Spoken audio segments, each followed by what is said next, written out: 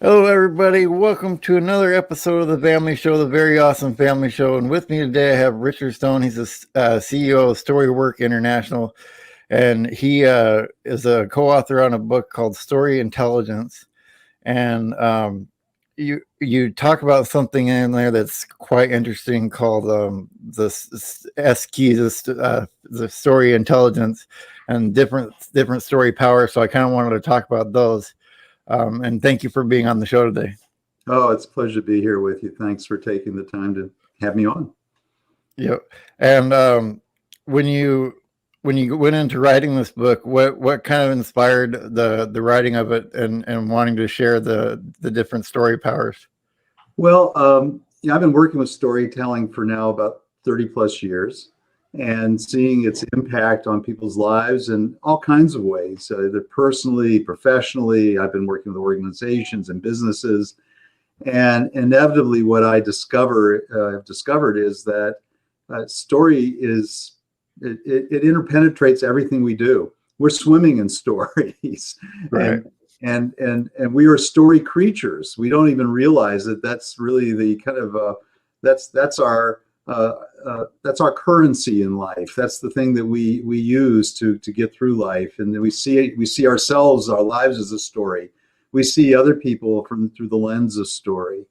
So my partner in the book, Scott Livengood, we were sitting around one evening over dinner and musing about all the powerful ways stories affect us. And we came up with 7 powers. There may be more, I don't know, but we were able to reduce it down to what we thought were 7 fundamental things that stories do. And the first is probably maybe the most important, but there's also the 7th is really important. But the first is stories take us someplace else in time.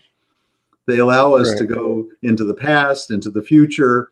They allow us to walk in someone else's shoes, the old proverbial walk a mile in someone else's shoes, and you'll see their world through their eyes. And stories allow us to do that. We don't have to physically go, although it helps sometimes to go see what it's like to be somebody else, but we can go there through a story. And that's powerful stuff. And that's what gives us the capacity to have empathy for other people who are different from us. And it gives us the capacity to see the world and through their point of view, and which may be very different from ours. But maybe the most important is the 7th power, which is to envision possibilities. Stories allow us to actually imagine the future. And what's really interesting is in the brain, the place where we store our memories is also the place of imagination, where we think about the future. So we're using the same machinery in there, same mechanism in there. So the better we become at imagining stories, the better we become about projecting ourselves into the future, thinking about what kind of life do I want to live? Where do I want to go with my life? How can we build a better business? What's the plan here? And you're putting your brain to work figuring that stuff out. Yeah. So we're wired for it. Our brain is wired for it. And so we kind of concluded that, well, if we're so wired for it, how do we become more conscious about using it? How do we become more intentional about using it? How do we become better consumers of stories and better discerners of what's a true story and what's not a true story? We see a lot of that in our popular culture today about what's a fact, what's a story. And people, it's sometimes hard to tell. It's like, where did that story come from? Who's telling the story? What's their motivation for telling that story? What skin do they have in that game? Are they trying to manipulate me? And so I think that even at a very young age, we need to become aware that we are storytellers and story creatures, and become better at being able to smell an authentic story and know when one is sort of not smelling so authentic and true and real. Yeah. Right. And so when I look at the storytelling, especially for businesses and stuff like that, and people here on that are YouTubers that watch me, trying to incorporate storytelling and stuff that they do is really important to engage your audience and have it. But I think a lot of businesses now, the people that are consumers care more about what the business does, and if they have a good story, people are more willing to spend money at them, even if it's a more expensive product. Well, that's true, and I think we're seeing a trend for that. Is that companies that care about the environment, care about their employees, they care about their suppliers, they care about their community. Um, we as consumers we like that story because we realize that story is a sustainable one. That's a story that has a future. The old story, which is I'm going to earn as much money as I possibly can and screw as many people as I possibly can, and whoever dies with the most money in their fist is the winner. That's not a sustainable story. It's not good for us. It's not good for our environment, and so. But you also have to have it has to be authentic, and so some companies sort of jump on that bandwagon and they speak the talk, but they don't walk it. So it's not enough just to tell a good story. It has to be authentic. It has to be followed up by real action that where people are putting their money where their mouth is, so to speak. But I think you're right. I think that we all are looking to create a different world, and we realize, there's nothing wrong with making money, but there is something wrong when that ends up trashing the environment and the beautiful forests that are there behind you, or it leaves everyone impoverished in a community and only a few people who are living the high life. That's not good for anybody. So I really believe that a rising tide lifts all boats, and so we need to be figuring out a business model that lifts everybody up. Right, and that's a better story, I think. Yeah, that's a way better story. And as human creatures, we're kind of built to tell stories, and you kind of talked about the cave paintings being kind of almost our first stories in your keynote there. And I look at the Bible, that's full of stories as well, to tell about morality tales and all that kind of stuff. How important is it to impart good stories on young people? Well, traditionally, the only way we've been able to pass on our culture and our values is through story, and it is the way, and it goes back. If you look at the Bible, what is it? It's filled with stories. If you stripped all the stories away and just had a bunch of rules and prescriptions, people wouldn't have gotten on board with it. Right. It would like, oh my gosh.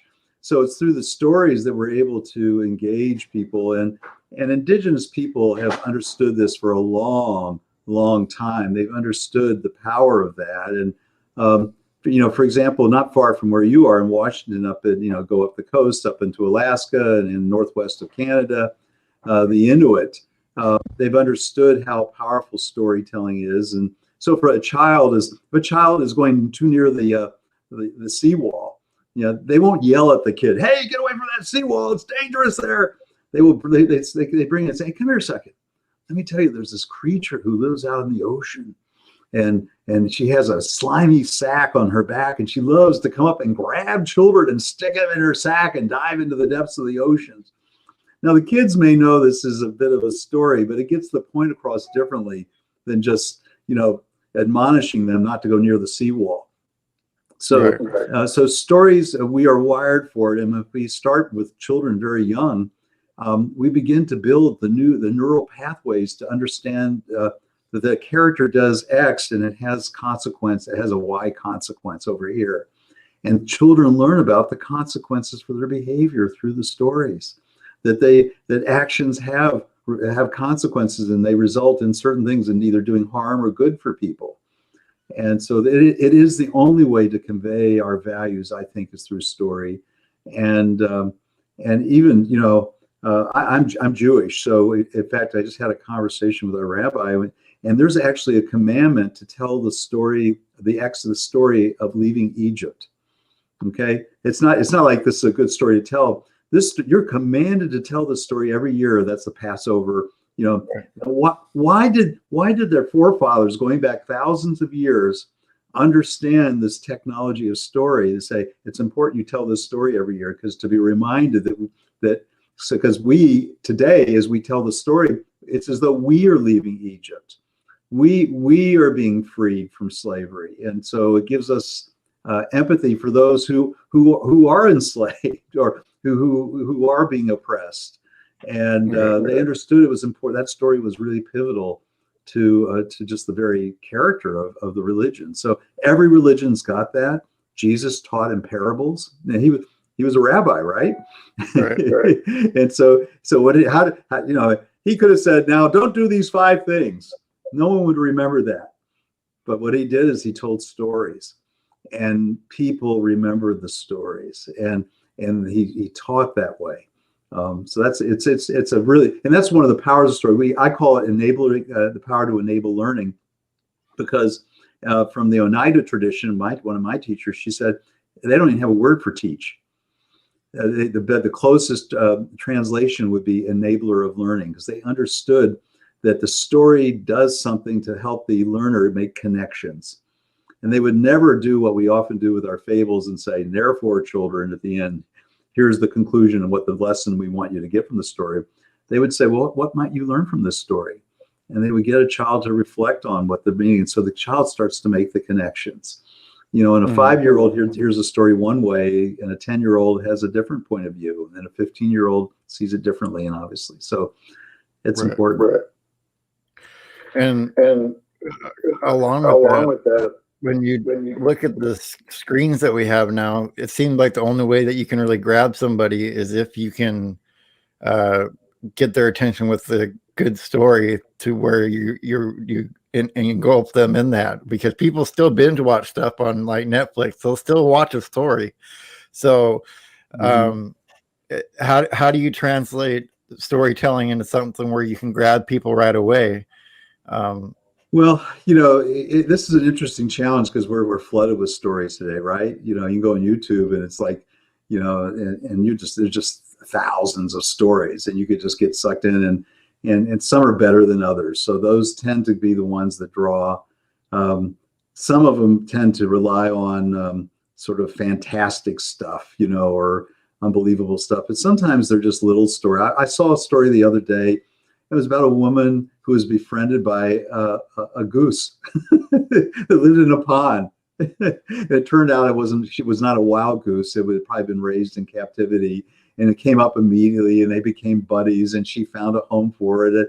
It was a touching story about our relationship with the animal world, and that there's this bond between us. So there's always room in our world for another good story, because we're suckers for good stories. We love a good story, and especially ones that are about people overcoming difficulty, about the challenges. We care about characters who have gone through something, and because of either courage or stick-to-itiveness or their resilience, they're able to survive and go on and continue on. And those things continue to speak to us. We need those stories as much today as we've always needed them. I think we're maybe inundated with too many stories now. So I think that's its own problem. Right. It's not turning on the tap. It's turning on a fire hose of stories. Where do you start and all that? But there's still room for good storytelling, and you still find people making movies and writing good books, and still engaging audiences, because they're good storytellers, and their characters are terrific characters. So, yeah. And the book you have out is called Story Intelligence, and I have the link directly to Amazon right there in the description. People can go and get the book right there on Amazon. It's on Kindle as well, or there's an audio version of it as well. Audible version as well. Yeah, and I read that Audible version, so I think I've been given good feedback that people really enjoyed listening. So, well, that's good, and you definitely have a voice for it. And you've talked to quite a few different people, Fortune 500 companies, and you talked to people at the UN as well. Is that where you thought when you were a young boy in school? Did you think you'd be doing all the stuff that you're doing now? no, not at all. I often tell people, I say, you got to be careful whom you sit next to on an airplane, because they could change your life. And I was coming back from a backpacking trip out west, and the two people seated next to me were backpackers. And I don't know whether we were in Washington State or Montana. I've been out in Washington, where you live, and have had some great hiking out there. And of course, we were talking about great backpacking places we've been. And at some point they said, "Have you ever been to the National Storytelling Festival?" And I said, "What's that? I had never heard of it." And it's in Jonesboro, Tennessee, in a little historic town. And about 10,000 people show up over a weekend to listen to stories. And I ended up going, and that was a pivotal weekend for me. I had been in the advertising business up until then. I owned an ad agency, and I was working 80 hours a week, and I was really ready to sell it. And I came back and I went, "That's what I'm supposed to be doing." Now, I didn't know what that meant. I didn't have it. There was no map about how you do that. Right. You say, "Oh, okay, where's a good program I can get a master's degree in story?" There is now one, but that was not a traditional path: lawyer, doctor, or engineer. So I've had to make it up along the way. But I think I've been telling stories my whole life. I love kidding around with people and making up ridiculous tales about things. And sometimes they go, "Is that true?" Yeah, I'm just making up a story, But Yeah. I have good time. But I think that's what adults have been doing for years. That's a form of play, is making up tall tales. Benjamin Franklin and Mark Twain, those guys, they were making up fantastic stories, and we have a great tradition in this country of tall tales. And I think that was how adults play. They would get around the potbelly stove and tell fantastical tales about sheep that were so big that they had to have a cart behind them because their tail weighed too much to because there was all kinds of crazy stuff. And so that's what we as Americans have been doing for a long time, and that's how I got started. And the stories that you tell about yourself can affect how you do things. Like you talked in your keynote about how the kids that thought about and how they were going to be successful and not what the success is that they wanted ended up being more successful in the classes. Yeah, so that there's been a lot of interesting research that's been done that's helping us understand how this works. Yeah, so that study was they had two groups of students. In one group, they said, "Imagine getting an A in the class." And then the second group, they said, "Imagine what you would have to do to get an A in the class." Well, I'd have to study 3 hours a day, and I'd have to read all these books, and those students did better than the ones who just had this fantasy about getting the A. And so we know that there's something about that. This getting into the seeing possibilities in the future is that the more we can imagine it with greater detail, the more likely we can actually see that happen and realize it. So it's not just wishful thinking. Wishful thinking is, "Oh, I wish I could be wealthy," or "I wish I could be this, I wish I could be that." But story thinking is about seeing it and seeing what I'd have to do this, and then I'd have to do that, and then this, and then that. And at a subconscious level, you start doing those things, and it gets you there. So yeah, pieces together. Yeah, so that's the powerful piece with it, and that's how we make meaning in our life as well. Stories are the way we make sense of our world, and so we are constantly looking at our life as a continuum, as that this happened and then this happened, and it was because of this event here that it was I met somebody on a plane and it actually derailed me into another story, another possibility, and what if I hadn't met those people on that airplane? What would I be doing today? And so this is the way we look at our world and make sense of ourselves. And I think that's one of the most important things, is for us to feel like we're having a purposeful, meaningful life. And how else do you do that other than reflecting on your story? And then asking the question, if it isn't the story you want to be living, then asking the question, well, what do I need to do to change that story? What story would I want to be living? What would be more authentic or aligned with who I am? So we often can, when we're younger, we don't know much and we're very influenceable. So, our parents or our friends say, you ought to do this, Bob, or you ought to do that. And we go, okay, so we go do that and we discover, oh, that's not what I want to do with my life. But, we've gone down that road pretty far. Um, and so it requires us to learn how to become the author of our story. So always asking the question, what story do I want to be living? And when we can do that, it's not that everything is happily ever after. There's still hard knocks and things don't always work out, and there are difficulties, but it's our life. And even the failures can be, opportunities to learn something for the next thing and the next thing. So right, and it all becomes part of your story, and the way that you tell your story, and I think it's important for everybody, especially that is in any sort of medium, to tell your story, and I think that's an important part of it. And when you look back at that fateful trip, that one moment on that airplane, that you could have been doing something completely different. You could have been doing some ad for something right now, and you'd still be doing story with that, because there's a lot of story in marketing. well, that that's takes true. place. Yeah, I would have found some other way of expressing and finding my way. And the other thing that's really important about, especially for those listening in today who are parents or grandparents, it turns out the sharing of our stories is really crucial for our children and our grandchildren. And the research is amazing. There's some researchers here. I'm in the Atlanta area, here at Emory, Robin Feiwush and Marshall Duke, and they've been looking at intergenerational narratives. And they found that kids, when they know their family stories, and not always just the good stuff, but also the difficult times, the time when the business failed, or the time when this happened, maybe it was a divorce and we had to kind of pick we lost our job or something. There are times where families, it's not all upward. Our lives are up and down. Those children, that's the best predictor of children having resilience and high self-esteem. They're better equipped to face difficulty in their own lives when they have that kind of body of stories in their memory bank. It's something they can draw on, because when you're young, you don't have any experiences very much.